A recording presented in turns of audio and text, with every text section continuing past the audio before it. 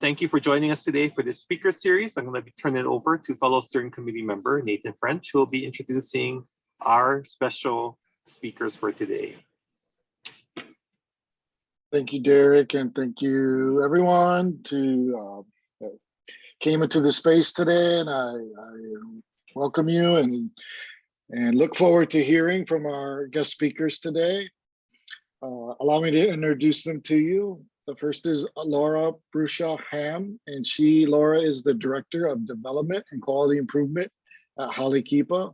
Laura first worked at Halekepa more than a decade ago, returning in 2016 with more than 2 decades of experience in social services. She previously served as Executive Director of PATCH, People Attentive to Children in Hawaii, and as CEO of the Center for Families in Louisiana, and co-founded FREE, the Coalition to End Human Trafficking in Northwest Louisiana. She holds a master's in education and a master's of arts in counseling psychology from Teachers College at Columbia University, and a bachelor's degree in psychology from Louisiana State University.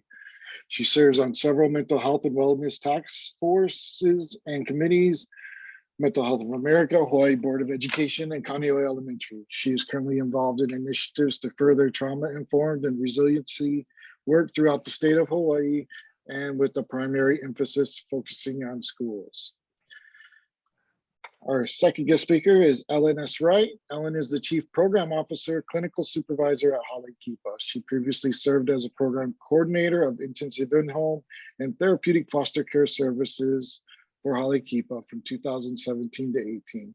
Ellen has a master's degree in Marriage and Family Therapy from Argosy University. Ms. Wright did her postgraduate study in trauma-focused cognitive behavioral therapy through a year-long learning collaborative with the developers as a part of Project Kealoha. Wright's extensive experience in the social services field include positions as a community-based counselor in a Title I school in Virginia, as well as adjunct professor of social sciences and teacher education at Howard Community College in Maryland. Before pursuing her master's degree in Hawaii, Wright was a secondary school science teacher in Baltimore City at Frederick Douglass High School and Baltimore City College High School. She won Teacher of the Year twice during her time there in Baltimore. So thank you to Ellen and Laura for being here, and I will turn it over to them. Thank you so much. And we're so excited that you've made time to be here. We know other people had the intention to, but can capture this later. So thank you so much, Derek and Nathan, for making this possible, and the entire advisory group and other community members of Ko'olapopo, Compassionate Ko'olapopo. Very meaningful work, and it's a pleasure to be a part of it and with all of you. So we'd like to start with a welcome. We are so honored to welcome you all here at the speaker series of Self-Care, A Force for Good. Take a moment right now to allow yourself to fully arrive. Give yourself permission to be present and allow this moment to settle in your mind. Bring your attention to your body and your breath. You have arrived. Welcome. We welcome your excitement and trepidation, your clear inquiries, and your big question mark faces. We welcome your wide eyes and open hearts right alongside any cynicism and skepticism. You're welcome here. Your collective and individual culture is welcome. Your ethnic origin is welcome. Your race, your skin hue, accent, food preferences, and all of the complexities that make up your cultural identity are welcome here. Your histories, her stories, their stories, and experiences of your ancestors are honored and welcome. We welcome you and all the connections you bring with you, the children in your lives, your partners, siblings, parents, the animals in your lives, and other loved ones in your community. You are welcome here. Your love is welcome here. How you love, who you love, and your understanding of what love is are all welcome. We welcome you in all of the ways your sexuality has and is unfolding. We welcome you in all of the ways your gender has and is unfolding. Your quirks and ambiguities are welcome. We welcome your humor and we welcome your trepidation and contemplation. We welcome the parts of yourself that you are still figuring out. We welcome you in your roles as counselors, behavioral health specialists, community activists, educators, healers, feelers, intuitives, parents, caretakers, students, artists, change agents, magicians, champions, and warriors. You are welcome. We welcome you at whatever level of mental and physical wellness you are currently functioning. We welcome your introversion and your extroversion. We welcome all of the experiences that led you to this very moment. Thank you for surviving and thriving. We welcome your wounds and your scars, your emotions, all of them are all welcome here. And finally, we welcome you here, where we have prepared a rich soil to sow the seeds of your knowledge and wisdom about resilience, self-care, and any of the matters that are on your heart today. Let your roots sink deeper into this nutrient-rich environment, intertwining with the roots of everyone else here, connecting with the root systems of all living things as we collectively grow our capacity to lead change towards empowerment and ownership. Settle in, you're welcome. All right, so yes, we will definitely send out a copy of that. Not a problem. We'll do that after this presentation. We'll provide it to Nathan and Gail. So we'd like to go over a few standards of presence. Please take care of your needs. We know it's, getting to the last part of the day. It's a 3-day weekend. You're probably hungry, feeling a little tired. You might need to stretch, do a little dance for us, break out into a song. If you feel the urge, we're here. So please just take care of yourself and do what you need to take care of you. There could be some triggering content for some, we're at different places in our lives. So please let us know on the side. You can privately chat us. If you'd like to talk further and hang out a few minutes after, please feel free to. We would love to process, or you can reach us at another time. Please arrive here fully and be present. We know it's difficult. We're juggling so many things these days, especially with this at our fingertips. We're waiting for phone calls, texts, and emails from our loved ones or coworkers. This is a time for you, if you can be fully present. We ask you to do that as best you can today. Remain muted when you're not speaking. So if it happens accidentally, we'll try to figure out where that's coming from and either have you muted or ask you to please mute. Participate at the level of your comfort. Some of us are very vocal and we want to share. Others of us really enjoy absorbing, processing, and sharing in a different way. So please participate at the level of your comfort. Be curious, ask questions. Feel free to use the chat.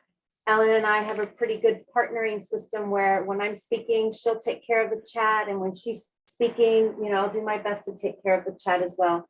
She's actually far steps ahead of me. She can kind of do both at the same time. But one of us will get back to or respond in one way or another as best we can. Please listen as an ally. Again, we all have different paths of life, different journeys that have led us to where we are exactly at this moment today. So sometimes we might hear a thing and have a question or a question mark, and it just doesn't resonate as deeply as we had hoped what was being said. Listen as an ally. What could that message, that piece of information be sharing that we could be someone to lean into, or they can lean into us, right? And then a few last ones. Maintain, please, confidentiality. We want people to feel that this is a very safe space. And if there's something personal being shared, please maintain confidentiality for all. And please presume positive intention. That's why we're here. We want to continue to grow. So also remain in your growth mindset to be a learner. You don't have all the answers. Again, our paths are different. So let's continue to be in our growth mindset and be a learner and be in collaboration with each other. Thank you, partner. Thank you. So Lauda and I, some of you knew before we got on a little bit, we were talking, I called Lauda my partner in goodness or greatness. So sometimes we just go back and forth. We do these presentations a lot. So thank you very much for that. So today we're going to be talking about self-care. And I thought it would be a good idea for us to really talk about what is a stressor, what is actual stress, and kind of look at that first. And then we'll take a look at ourselves, because self-care starts with us first. And then we'll look at creating a community of wellness and how do we do that. We'll have some opportunities during this presentation to have breakout groups, have opportunities to answer in the chat. One is coming up next. So we just would like for you to participate as much as possible. We know that you all have probably been through years of online presentations, and we try to make it as enriching and as good as we possibly can online virtually, because we want you all to have a great experience. So again, as Laura had said, just give us any questions or, stop to chat. We really are not in a rush, and we want you all to get the best out of this that you can get. Okay, so thank you all so much for being here. So this quote I love: we cannot direct the wind, but we can adjust our sails, right? So one of the themes of this presentation you're going to see is what can we actually control versus what we cannot. So defining stressors, what I would like is if everyone can put in the chat, oh, hi, Joanna. Sorry, I just saw somebody I know.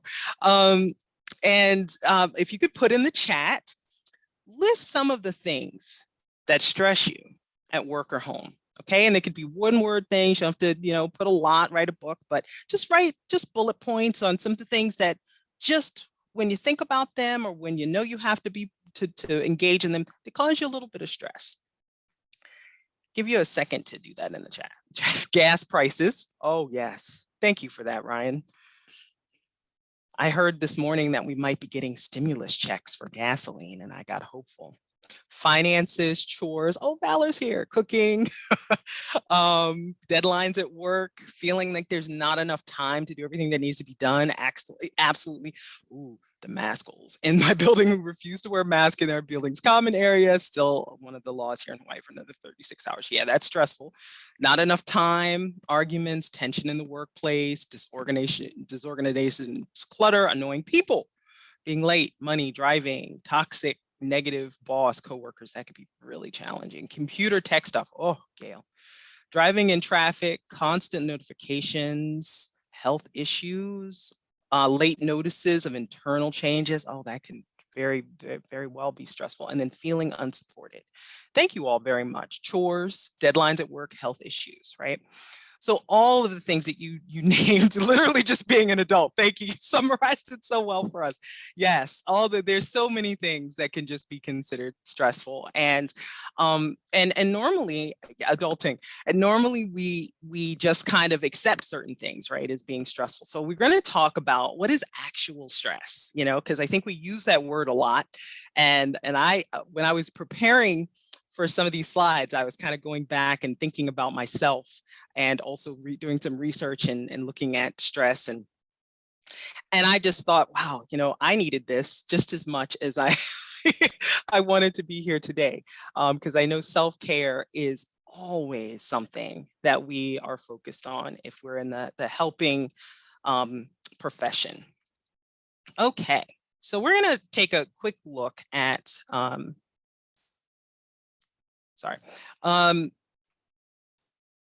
on control and power. So many of you know that I am a trauma-informed person. Laura is as well, and we do a lot of trauma-informed presentations and talks. And so I wanted to kind of start off with, first and foremost, the definition of trauma. And I know this is not a specific trauma presentation, but I think it really has a lot to do with what we're going to talk about today. So the Diagnostic and Statistical Manual 5 defines trauma as a response that someone has that involves fear, hopelessness, or horror, right? And it basically overwhelms a person's capacity to cope. And we can name a number of different types of stressors, a number of types of traumas, because really trauma is just an extreme form of stress. But really, the base of it is it overwhelms our capacity to cope. The definition for control is the power to influence or direct someone's behavior. So we're going to talk about that. And I wanted to remind us just as a few things. People who are affected by trauma compete with others for power, right? Because power and control equates to safety. And the analogy I give for that is I'm a parent, and I'm a single parent, and I have to always feel like I am in control of every little bit of the schedule of the day. That ends up being very stressful if I do not check myself, because that level of control of trying to control everything else around can cause us a lot of stress. So in order to, it's not because I want to be just a control freak, but it creates safety for me, right? It creates a safe space. It creates a known thing for me to do. And so really that's what all of us are trying to do. We are trying to, in a lot of ways, create a situation where we have more power so that we can be in control over what happens to us, right? And that's natural. Now, here's where it gets hard though, is that when we start seeing that, you know, people are desperately needing control, they start to become more dependent, feel more like they don't have control, feel more hopeless, and then their behavior, how they react, can change. And it can actually be more challenging to manage that type of behavior. And another thing I want to just point out is that unmet needs drive this as well. So if you really don't feel in control of your life and you don't feel like your needs are being met, then again, it's going to be harder for you to stay stable and to feel good about what's happening.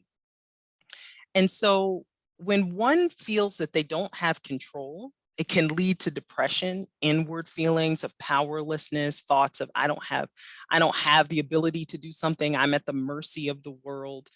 Or it could equate to defiance, you know, anger, irritation, rage, you know, to try to get their way, right? So the goal is to try to be in control of self, right?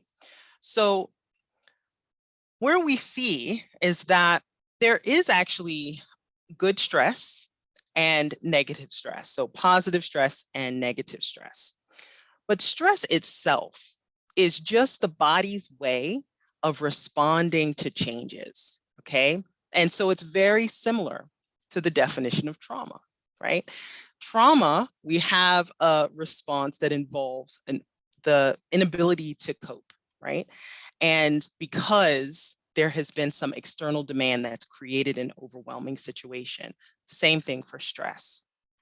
So stress changes how our body responds. Now, our body does that naturally, right? So when we experience an event, let's say high gas prices, and we're at the pump and we know we have $50 and our, you know, we're pumping our gas and it's getting closer and closer to 50, then, and you're worried, that can create negative stress, which we oftentimes call distress. But you can also create, and that creates a tension and then a cascade of events. But positive stress, which is called eustress, what happens with that is that it's basically the same physiological situation where your body is preparing, you know, your body is preparing to respond in some way. And so with distress and eustress, we have this really cool kind of continuum, right? And with good stress, we get to a certain point where it's good and we're great. But then if it reaches beyond that, it can start to create a mental, physical, or emotional breakdown. So good stress are things like how I felt before this presentation, a little bit nervous, excited, had some, you know, flutters in my belly, my mouth went dry for a second, but that's good stress for me, because it's something that I enjoy doing. But the same thing actually can happen physiologically within my body when I'm having a negative response to stress. And what is the difference? Okay, so we're going to talk about that. So the World Health Organization defines stress as the reaction people have when presented with demands and pressures that are not matched to their knowledge and abilities, which challenge them to cope.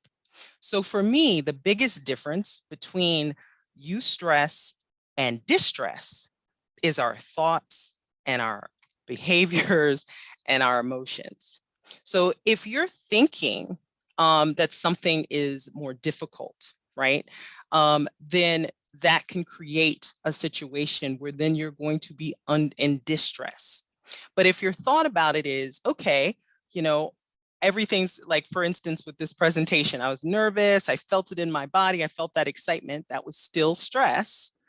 But I was telling myself, this is something that I enjoy doing. I love giving presentations, I love showing up, and it goes away as soon as I start talking. But that's my mind, those are my thoughts about it. I've also done this several times. I have a habitual action. And then on top of that, I also emotionally get fulfilled by doing this. So in my body responds with a eustress. Eustress can actually, cause us to become more and more resilient, because our bodies like kind of this turn on and then turn off of stress, because again, it makes our body really realize, okay, you can handle and regulate this. Now, where stress becomes distressing is when our feelings, our thoughts, and our behaviors are telling us that we don't like whatever that tension is, right? So usually there are things that are associated with maybe common fears, that can be distressing, repetitive thought patterns that say, that are maybe shaming. I'm a bad person. I'm not worthy. I'm not good enough. I can't do that.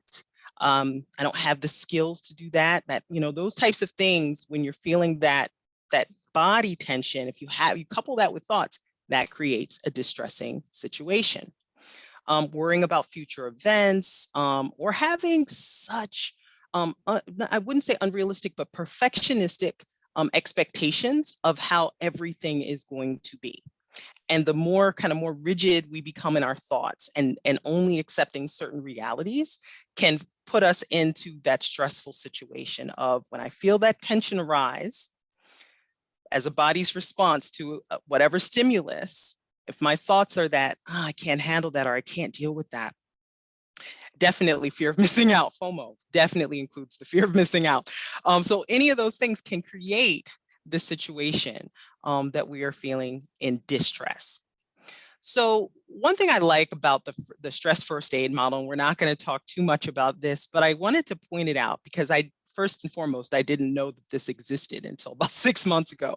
But what I thought was interesting about the stress first aid model is that first it says, there's a distressing an event, a stressor, and there's a distress or loss of function due to stress. So again, it's so quick that stressor happens, and how we kind of see it, we perceive it as it being either stressful or not stressful to us. But let's say, again, we feel that it is stressful, we're in a state of distress. Well, first we want to actually check in. We want to see what's happening, observe what caused me to then get to a state of distress. And that really is thinking about what we're thinking. What are our thoughts? What was I maybe feeling? What was I doing that, this event happened, and then I kind of translated it through, and now I'm under stress, right? So first and foremost, check. The second is to then coordinate, and that is to get help. If you really can't easily stay present or come back and check, is to get somebody, to connect with somebody so that you can kind of coordinate and start to really understand what is happening. Then to cover, to get help or safety, get to a place where you can feel emotionally or physically safe. Then to start the calming. So normally when we think of stress, we think of, we feel stressed, we just need to calm. We need some things before that, right? We need to feel that we need to know, we need to be more mindful, we need to get to an emotionally safe space. Then we can calm. The body can't really calm when it's still in a stressful or unsafe environment, right? So that's why we want to have that first. Then connect. So connection, being with somebody else, having someone even just sit next to you can make a big difference in how then you are coping with whatever that distressing situation happened. And then it's competence, and that is restoring, I can do this, I can handle that. Because a lot of times when we are feeling distress, it's because of the thought of, I can't handle that, or that's too much, or I can't deal with that in this way. or I don't have the skills for that. I don't have the resources. I don't have the money, right? Like at the gas pump, I don't have the money to pay for all this expensive gas. When am I going to get the money? Right? So when we actually get a chance to calm and connect, we can then start asking ourselves, what is it that I could do? That's the kind of our problem solving. And once we get to that place, then we have a sense of confidence that we can come out on the other end and feel like, oh, I handled that. You know, I dealt with that. Now, again, I just found out about this model about 6 months ago. And so for me, I use it as a learning tool to say to myself, wow, I'm expecting myself when I'm stressed just to go to calm without thinking about any of those other things, right? And because I don't think that as communities, we're really taught how to respond to stress and how to really be there for each other and how to bounce back and to be more resilient. What I also find interesting about this stress first aid model is that a pediatrician, Dr. Ken Ginsberg, and I will put his name in the chat later, he wrote a book about building resilience in children and teens. And he has seven C's that he talks about that build resilience.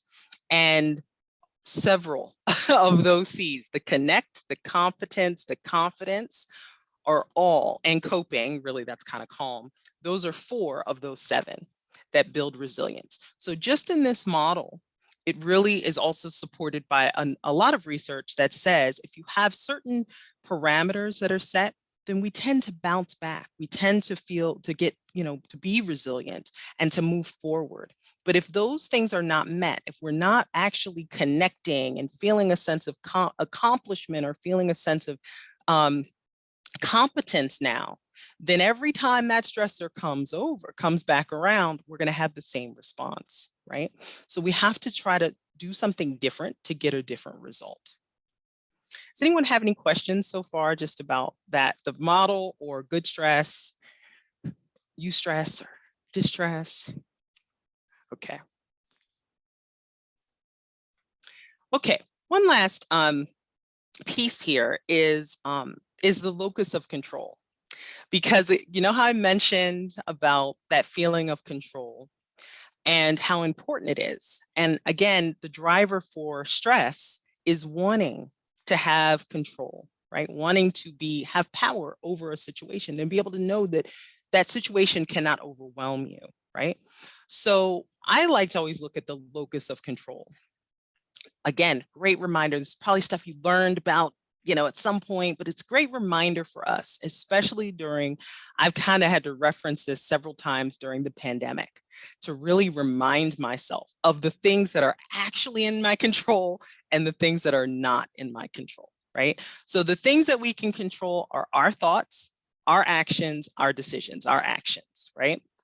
The things that we can influence are this outer ring, right? And that's other people's actions, choices, and their response to change and their behaviors. And then there's things that we just flat out can't control, right? Those are the economy, traffic, weather, viruses. We can't control the government in terms of on the day-to-day basis. We can't tell everyone what they're doing. So oftentimes when we lose sight of what we can control or the things that we can influence, when we're out here on this outer edge, right, we can become more depressed, more angry, more irritated by looking at all these things that really we have no direct control over. And it really puts us in a psychological space of feeling powerless, right? And that feeling of powerlessness is hard to get out of. So it's a really good thing for you to think about what are the things that we can control and the things that we can influence. One thing I also like to tell people is, a lot of us, especially in the human services work, we live and work in both of these rings. We live in the things that we can control and the things that we can influence.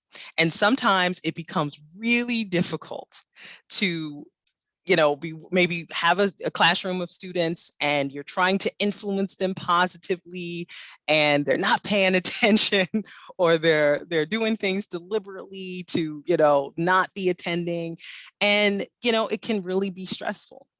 So the way though that we influence, does anyone know, first and foremost, I'm going to stop talking for a second. Does anyone know the key to being a good influencer of other people?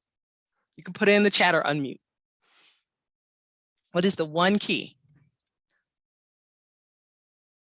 Anyone want to try it out? We're all friends here. There's no wrong answers. By example, you are right on. Trust. Exactly. It is relationship. Yeah, shut up and listen to what they want. Exactly, Carol. Exactly. So the way that we influence is having a strong emotional connection, first with ourselves and then with others. So if we have that relationship, we build that trust and we have that emotional relationship, you're able to influence that person more. Doesn't mean you can control them. You can't control them, but you can definitely influence them if they know that you are really there with them and are, and in a lot of ways, unconditionally there for them. That's what people really want. And so it's really important for us to recognize that, because as you know, as educators, as community members, as people who are really looking at and wanting change in our external environment, not just, you know, within our own selves, we want to affect our environment. We have to look at how we create those relationships. And it all starts with us, right? It all starts with us because we are the center of this circle. So you've probably heard, you can't pour from an empty cup. We're going to do a little demonstration of that later, but that is the true situation. That if you feel in control of yourself, if you feel positive, if you feel happy, then you spread that. You know, if you've ever, anybody here has ever gone into a room and you can just feel when you go into the room that they're bad vibes, you know, and you're like, oh, I'm gonna get out of here. No one has to even say anything, right? Just, and inversely, have you ever walked into a room and everybody's happy and joyous and you weren't even happy and just walk in like, yeah, let's go, you know, because we are beings, human beings are meant to be in connection, right? And so we can feel what is happening around us. And it's important for us to recognize that how we are being affects other people. And if we work on ourselves first, if we do and care for ourselves first and fill ourselves up, thank you, Sharon, mirror neurons, thank you. And we really do that, then we are going to create situations where our environment can feel that impact of our being, of us being full, right? Okay, so we're going to do just a quick reflection now for you. If you could just take a moment. I'm going to put about 3 minutes on the timer. And if you can just list down, you don't have to put it in the chat, but list down during your day, I have direct control over, I have influence over, and on a scale of 1 to 10, I am in touch with my emotions throughout the day. So if you really feel like you are, then like consistently, you know, you're a 10. If you feel like you don't know, you get to the end of the day and you don't know what you thought or felt, you're at a 1. So somewhere in the middle of that is everybody else. So if you can just take about 3 minutes, I'm going to set my timer.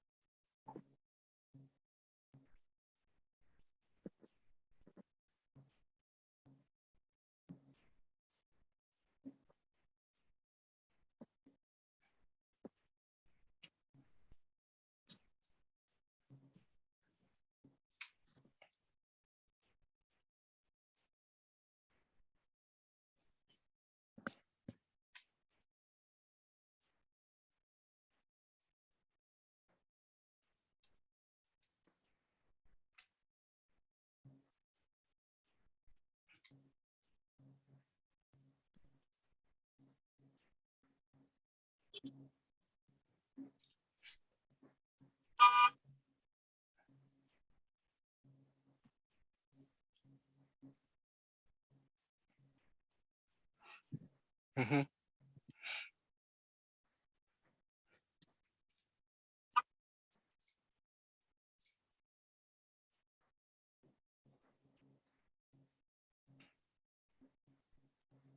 Okay, it's been about 3 minutes.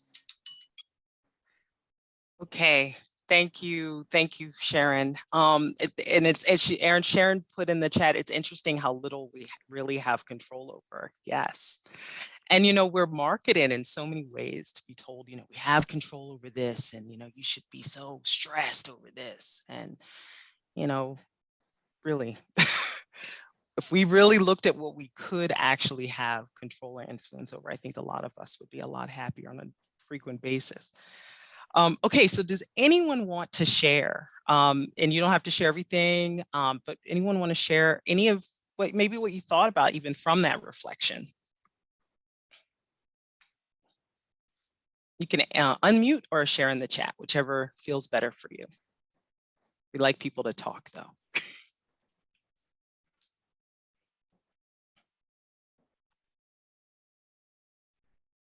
I have control over how I respond to others. Yes, direct control my attitude, influence over my household. Day score 4. Joanna waking, organizing my day. 8. Excellent, thank you. Can I say something? Sure. Go ahead, Carol. So my senior year in college, I went to school in Madrid, Spain, and that was a wonderful experience because it taught me at that young age that when you get up in the morning, everything you had planned for that day, probably not going to happen. You thought you were getting up in plenty of time to get to school on time, and guess what? There was a strike and the subway was done. So are you going to walk all those miles? Are you going to try to get on a bus? Are you going to pay for a cab? Every single thing you count on when you get up in the morning that you think you have control over, you don't. So actually, it didn't take me long to write things down, and I have direct control over.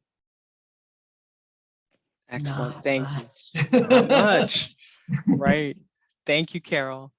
I have control over, Mallory said, I have control over myself and how I respond to certain things. I have influence over the people who are in my life. Excellent.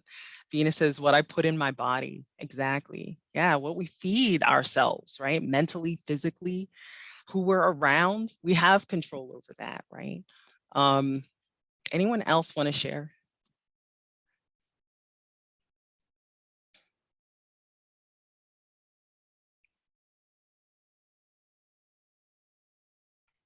You all are shy today.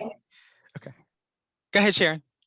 Well, I did put it in the chat, and it's kind of similar to what Carol was saying. Is I was literally writing down like, oh, I have control of when I wake up and when I get ready, and then I was like, nah, I may not. Like something else could happen. And I remember I was like, I have control of when I check my emails. No, that's not true either. Like I started to realize like I don't have control of a lot of things. Like the other day, I thought I was going to have control of starting something and my computer crashed, and you got to just kind of go with it, right? And so it was really like I have control of my attitude about what happened. Right. And that's probably the degree to which I have control. And then how do I I have more influence over things than I have control of. Exactly. Yes. Exactly. Thank you. I have influence over how I relate to my own thought process and how I respond to it. Exactly. Thank you, Venus. That's exactly it. And I love that because that's in the computer example, Sharon. I love that because, that will happen to me. I will be prepared, ready to do something, and then my computer doesn't. And then immediately I get stressed. I get into distress because I'm like, it's not working, and I'm trying to control it and fix it. And whereas my wonderful partner over here will oftentimes remind me, it's okay. A lot of routinely reminds me, it's okay. It will all work out. Just do this, and so again, that connection, having someone else to even sometimes when we're going through that, we can't immediately change our attitude or we can't immediately see a different thought. It's good to have that connection with others to do that. I have control over the level I let myself be affected by circumstances that are not within my control. Absolutely. Absolutely, Berta. Yes. Thank you all. Okay. Can I just add one more? Can I just add one thing? Of course. Everything everyone was saying is true for me, but then I was just thinking about in the moment. Mhm. So being in control in the moment right now, as I'm speaking, as I'm talking to you, as I'm, being in the here and now, you have control of that Yes. moment by moment right now. Yes. Thank you. Thank you for that. That is so true. And that's, Eckhart Tolle wrote The Power of Now. And that really is a very, very powerful concept, even of if we just stay right here, right now, and we're asking ourselves, am I all right right now? I'm all right. But when I start thinking about what's going to happen or what happened in the past, then I can derail myself. I don't have any control over what happened in the past. I don't have any control over what's going to happen in the future. All I have control over is now, right? And what are those things in the now? Absolutely. Thank you all. So I alone cannot change the world, but I can cast a stone across the waters to create many ripples. So again, that has that feeling of I can influence, but I can't change the world. My other pal who's on this call is Valor Grimm, and they remind me of that all the time. All the time. You can influence, but you want to be of such help and you want people to change their minds, but really that's up to them, And so really important to remember that. Okay, so how are our stressors impacting us? Okay, so right now, what are your top 3 maybe work stressors? And again, you do not need to share them in the chat. And then if you could wave a magic wand and respond to the stressors in your work, in school, community, or the Department of Education, what are the 3 things that you would choose to change? I'll give you another, let's say another 3 minutes. Laura, does that sound good? Okay.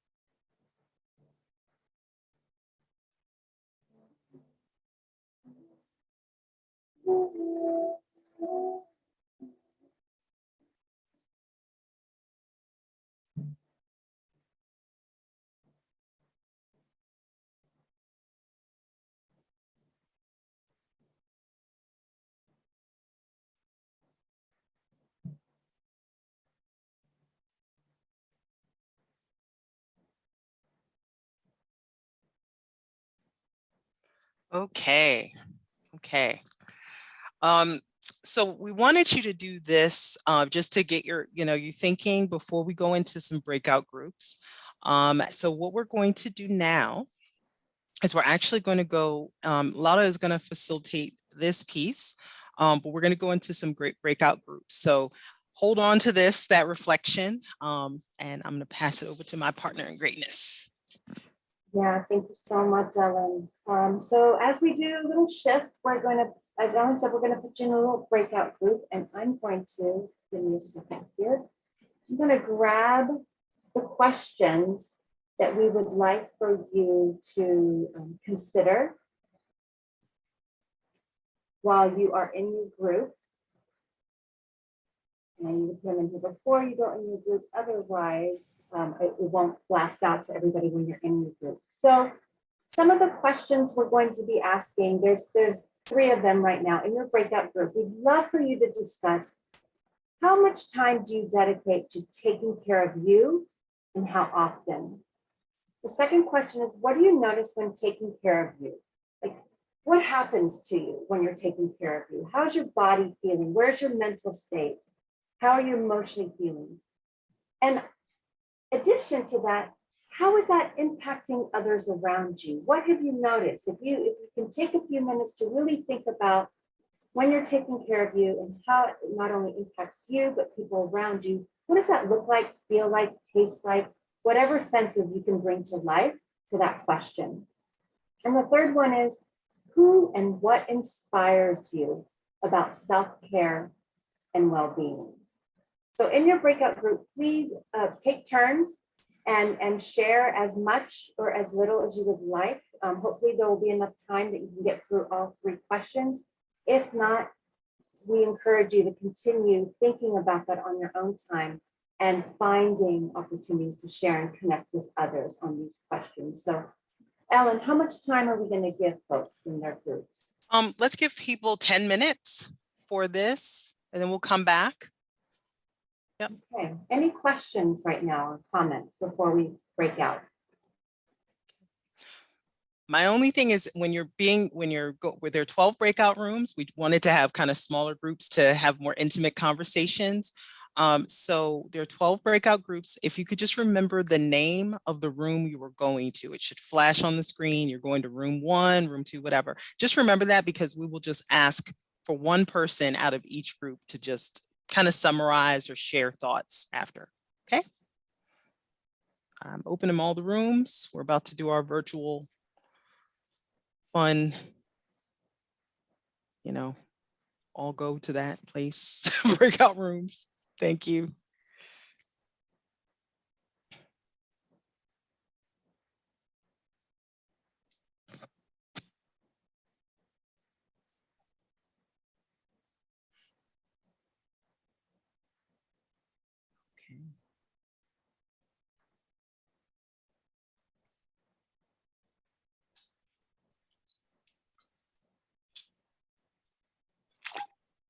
Welcome back.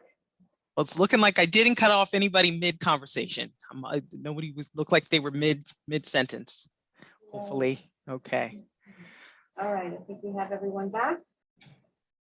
Welcome back. Hopefully that was a bit rejuvenating and reflective. We would, for lack of time, we can't go through all of the groups, but we would love to invite up to about 3 groups to unmute and share some of the results, some of the information that popped up in answering these questions. So we have a volunteer who would like to unmute and start.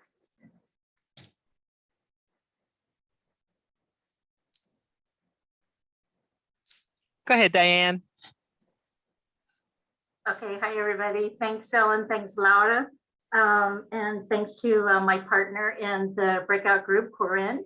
And there was just the 2 of us, and we realized that we must be twins and kindred spirits. It was so funny. We answered the questions. I went first on the first question. She's like, oh my goodness, that's the same with me, with every single thing. So it was fun and amazing.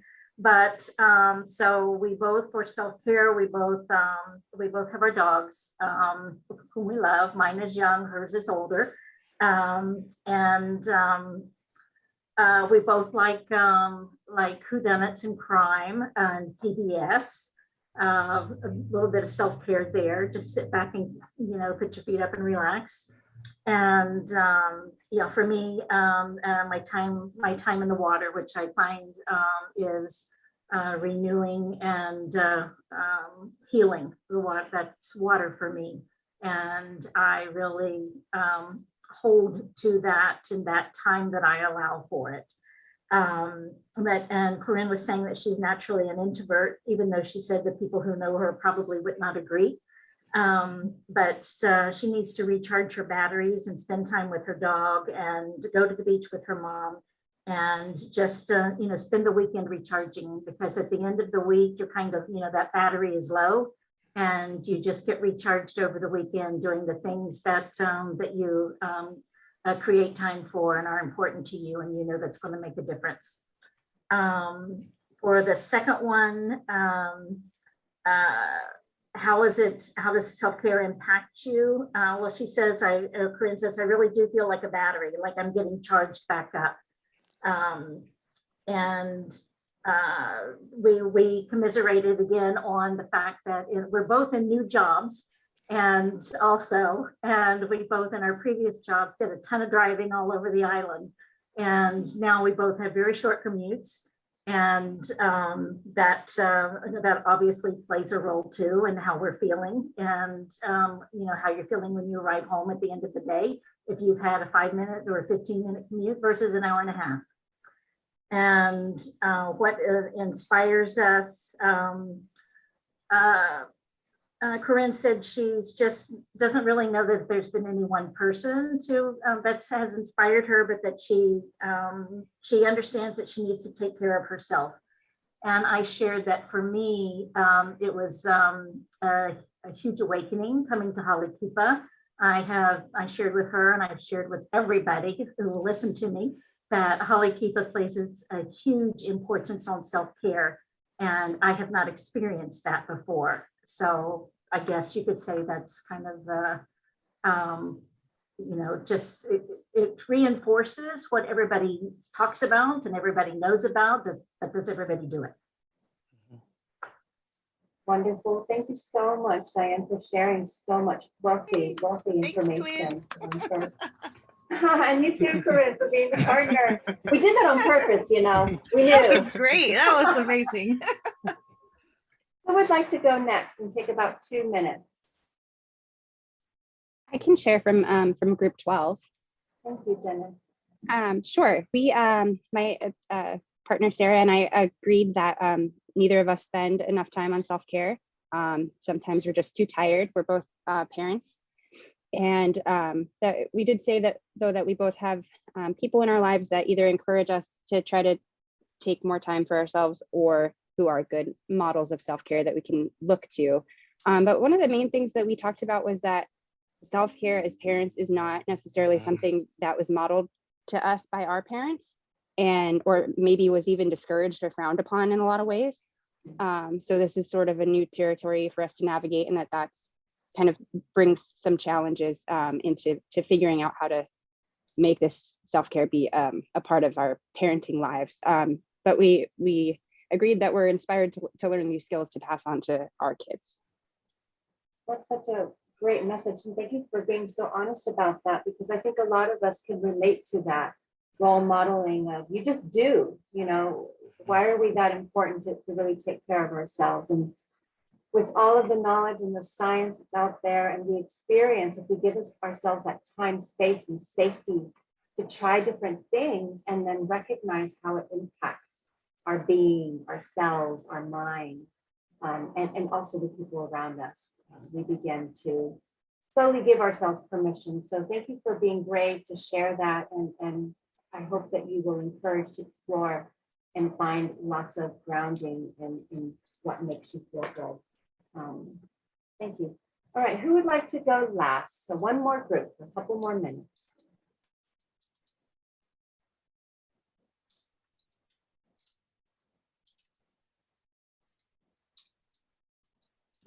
I can speak up from group 8. Thanks, Melanie. Yes. So I was with Teresa and Gail, and we had so few things in common too, of all three of us starting new jobs as well this year. So all of us women who are moving into new positions and doing new things.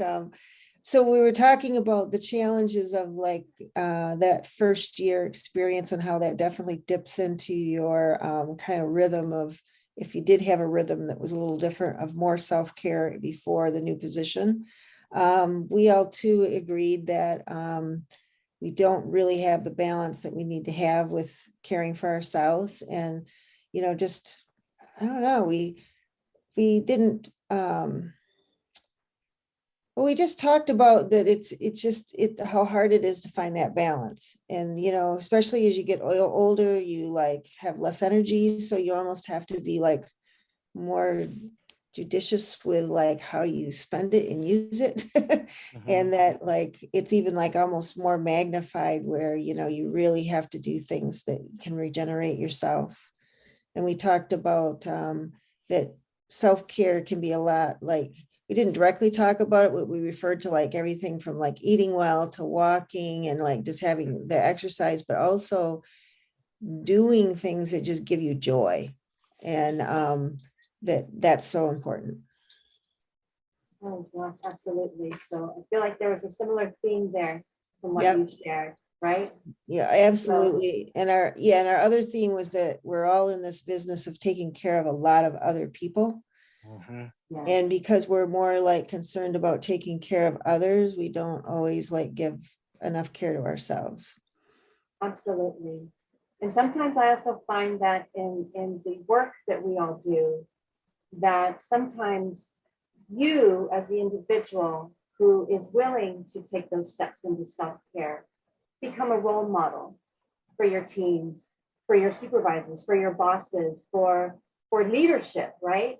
And hopefully it will impart, you know, some spreading through the message to others that will join on that same train. And sometimes it doesn't, but that consistency in sharing that and being able to be that role model and taking those extra steps sometimes has to just start with us, no matter what role we're in, whether it's a parent, the daughter, the caretaker, the teacher, the leader. So thank you all again for sharing, and we hope that you'll continue to have these discussions and reflect with yourselves, because it is critical that you cannot take care of others if our cup is empty. And Ellen will talk a little bit more. Thank you, everyone. So great. So we're going to shift a little bit into community wellness. And I love this quote: never doubt that a small group of thoughtful, committed individuals can change the world. In fact, it's the only thing that ever has. So earlier, Sharon put in the chat about the mirror neurons. And there was a study that was done in the early 2000s that realized that two primates could actually, one could see that the other had done something and would actually mirror the behaviors. And so basically, it is when you see someone else doing something, then you have a tendency or can have a tendency to regulate based on what's happening with them, right? So we call it modeling in a lot of ways. We call it modeling or relationship, you know, building, just being there for connection. But that occurs. Another really cool thing occurs amongst us is that our heart generates about, I think it's 3 times, I don't remember the exact amount, but a huge amount of bioelectric energy that can actually be felt 3 feet away from us. So that energy that we feel and that we emit, others can feel, right? And so because of those 2 things, how we are impacts what's around us. So I'm going to do a quick demonstration. Obviously, you cannot pour from an empty cup. We understand that, but I also wanted to show you something else. So we have 2 cups here, and I am going to take 1 cup and I am just going to name some, just if anybody can just unmute and name some stresses for me really quickly. Just name some, maybe 5 or 6. Finances. Finances. Give me another one. Somebody else. Let's do gas. Yeah, deadlines. Deadlines. That's another one. Driving in traffic, right? Okay, so these This kind of could represent us. Now, we have this. What do you think is going to happen when I pour water into this cup? You think it's going to happen? You're gonna get water all over your computer. I'm going to get water all over my computer, right? So let's see. I actually better move my keyboard before I get myself into trouble. That's a sieve. Now, so what happens here, obviously, the more stressors and the more feelings that we can't handle, the more we leak out. But what happens if I have connection? What happens if I have some support? What happens to the leaking? Somebody else can help me to keep within me the energy that I have. But it takes that connection. It takes that support sometimes. Sometimes we can't do it on our own, right? So it's important to pour from an empty cup, but it's also very important to know when you need to be in connection with others. So we're gonna have one more breakout room activity. I'm thinking, Lauda, maybe 5 minutes. We're running low on time. Do we wanna try to do maybe 5 or 6 minutes for this one? Sure, yeah, and you might not be able to answer all the questions, but maybe pick one that's really resonating for you right now as you share in your group. And I realized I'd never hit send in the last chat for you to have this in there, but now you've got this one. So hopefully that's showing up. We're going to put you in the breakout groups again, have a nice rich conversation.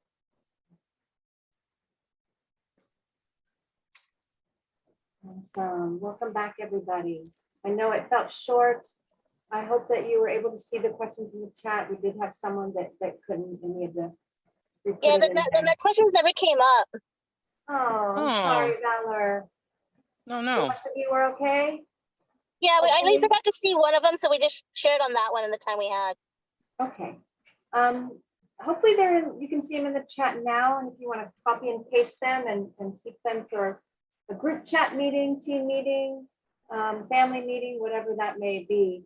All right, we're running some on time, and Nathan, we're just going to put this bug out there. We'd love to come back for a part 2 going deeper, if that is ever possible, because we realize these topics need more time and space.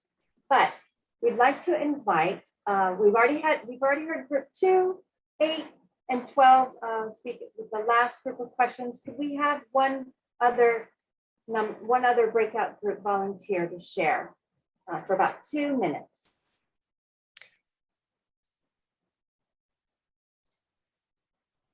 Looks like part 2 wants to. In part 10, we'd like to, but part 2 wants to. Thank you, Carol. Thank you, Joanna. So I'll share. So I'm with group 1 and my partner, Berta. So we both felt the same, that we weren't doing enough to, in self-care and would like to. So the whole question of if we were doing more of the self-care, we would see that others would join in or be part of that too. The ohana would be part of that, right? We were doing more of that self-care. And I guess this is the whole idea of boundaries, right? So needing to we want to do these things, but needing to set boundaries. Like right at 4:30 or whatever your time is done working, it's me time. It's, reset time. It's, that kind of thing. So we just noticed how much we weren't doing and what we could do, and had all these ideas, what we could do, but then also implementing those things too. And really being accountable for our self-care. So. Love it. Thank you so much, Lisa.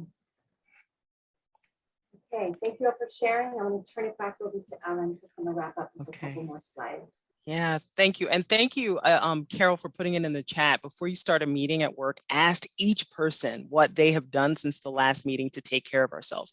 That's a way that we can really help and support each other, right? By even asking and having that be a thing that we do.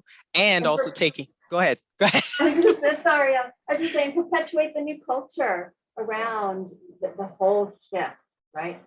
Yeah.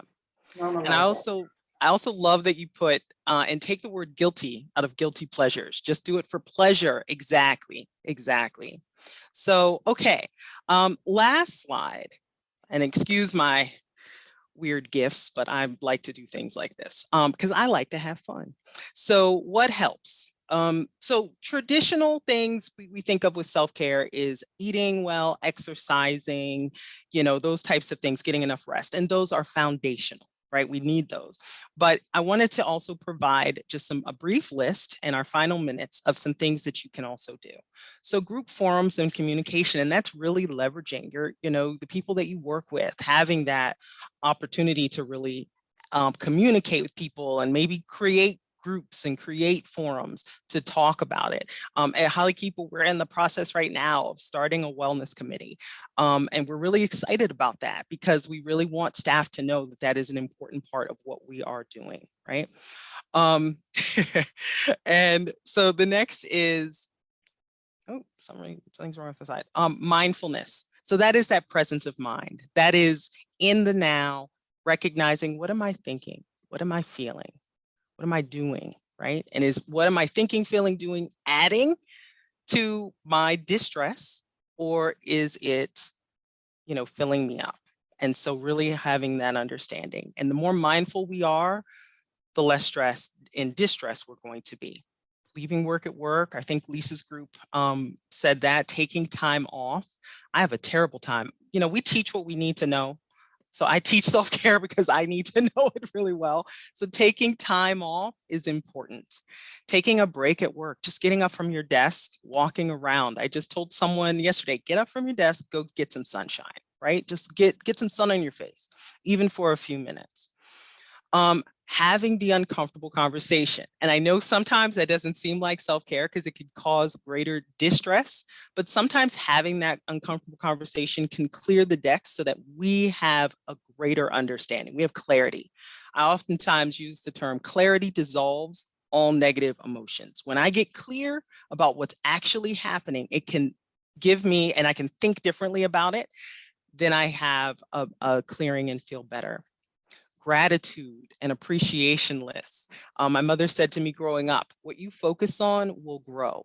So the more you focus your day at the beginning of the day, especially at the beginning, today's going to be a good day. What are the things that I'm thankful for? What are the things, just like with the computer example, let's say my computer works in the morning. I'm so grateful that my computer worked. The thing I didn't have any control over, I'm grateful. I'm grateful I have money to pay for this expensive gas. So that helps us to shift our neurons. It helps us to shift how then our body will respond to whatever is happening. And then focusing on what we can control, asking for help, or needing to process with another. Sometimes really all you need is an opportunity just to share what you're feeling, right? And to get it out. Sometimes I just need to have somebody hear me, speak it, and then I'm okay, right? That's why therapy works.